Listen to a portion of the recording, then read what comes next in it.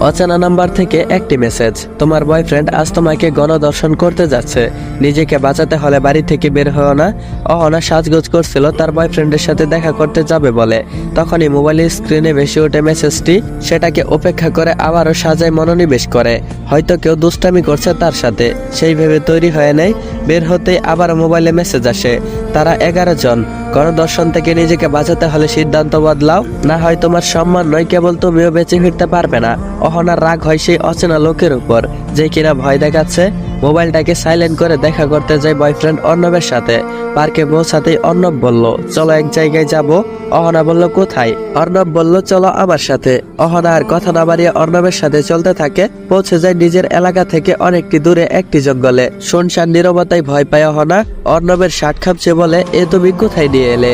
অর্ণব বলল, আরেকটু বেবি, কিছুক্ষণ পরেই দেখতে পারবে আসল মজা। অহনা বলল, এটা তো জঙ্গল, এখানে তুমি কি করবে? বড় কোনো সারপ্রাইজ আছে নাকি? অর্ণব বলল, হ্যাঁ, গেলেই দেখতে পাবে অনেক বড় সারপ্রাইজ। তারা পৌঁছে যায় একটা পরিত্যক্ত বাড়িতে। চারদিকে কেমন বিদঘুটে অন্ধকার, পচা গন্ধ আসছে অনেকটা। সিঁড়ি বেয়ে উপরে উঠলো। উপরটা পরিপাটি, তবে এখানে ভাঙা একটা আয়না আর বিছানা ছাড়া আর কিছুই তো দেখতে পারছে না। অহনা বলল, এখানে কি? কিছুই তো নেই, আমরা এখানে কেন এলাম?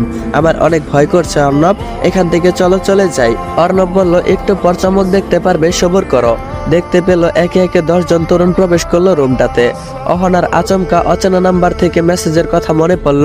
সেও বলেছিল 11 জন লোক তাকে গণধর্ষণ করবে। বুকটা ধক করে কেঁপে উঠলো তার। অহনা বলল, অর্ণব, এরা কারা? অর্ণব বলল, এরা আমার বন্ধু, মজা হবে আজকে। অহনা বলল, আমি বাড়ি যাব, আর এক মুহূর্ত এখানে না। তুমি গেলে চলো, না হলে আমি একাই চলে গেলাম। একজন লোক এগিয়ে আসে অহনার দিকে। কোথায় যাচ্ছ সোনা? তোমার জন্যই তো আমরা এখানে এসেছি, তুমি চলে গেলে মজা করবো কার সাথে? বলেই শয়তানি হাসিতে ফেটে পড়লো তারা। অর্ণব হাসছে। নিজেকে খুব অসহায় মনে হতে লাগলো অহনার। বারবার মনে আসছে সেই অচেনা নাম্বারের কথাটা। যদি তার কথা শুনে এইখানে না আসতো, তাহলে এত কিছু ঘটতো না। অর্ণব সহ 11 জন পুরুষ অহনার দিকে এগিয়ে আসছে। অহনার নিজের হাতের ফোনের দিকে তাকায়। রাগের বসে ওর ফোনটা অফ করে রেখেছিল। তাড়াতাড়ি অন করতেই অর্ণব তার হাত থেকে মোবাইলটা নিয়ে বিছানায় ছুঁড়ে মারে। পরক্ষণে 11 জন এগিয়ে আসে অহনার দিকে। অহনাকে বিছানায় ধাক্কা মেরে ফেলে দেয়। অহনা পিঠের নিচে মোবাইলের অস্তিত্ব টের পায়।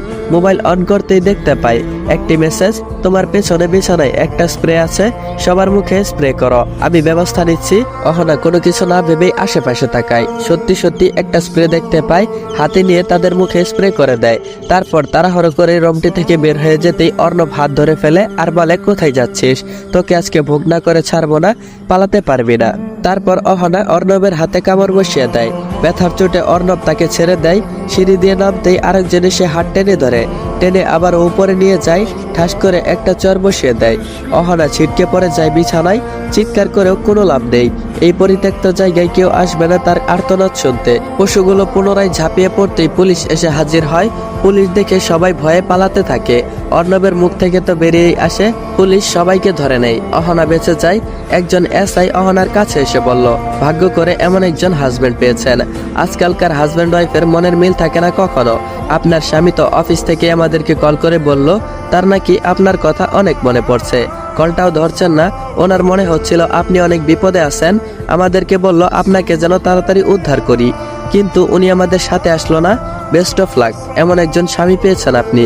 এখন আপনি চলে যান, আপনি নিরাপদ। আমাদের গাড়ি আপনাকে বাড়ি পৌঁছে দিবে। অহনা মাথা নাড়িয়ে সম্মতি জানায়। মনে মনে ভাবছে, কে সেই ব্যক্তি যে নিজেকে অহনার স্বামী বলে পরিচয় দিল, আর কেনই বা তাকে সাহায্য করলো? তাকে চিনলই বা কি করে? অনেক প্রশ্ন মনে হতে থাকলো। অহনা ছুটে গেল অফিসারের কাছে। এসে বলল, স্যার, আপনি কি ওই লোকের নাম্বারটা আমাকে দিতে পারবেন যে আপনাকে বলেছিল আমাকে সাহায্য করতে? ইন্সপেক্টর অবাক হয়ে যায় আর বলে, আপনার স্বামীর নাম্বার আপনার কাছে নেই? অহনা আমদা আমদা করে বলল, আসলে সে নতুন সিম নিয়েছে, নাম্বারটা আমার মনে নেই। আপনি এখন যদি দেন তাহলে খুব উপকৃত হতাম, না হয় বাড়ি গিয়ে জানাবো কি করে।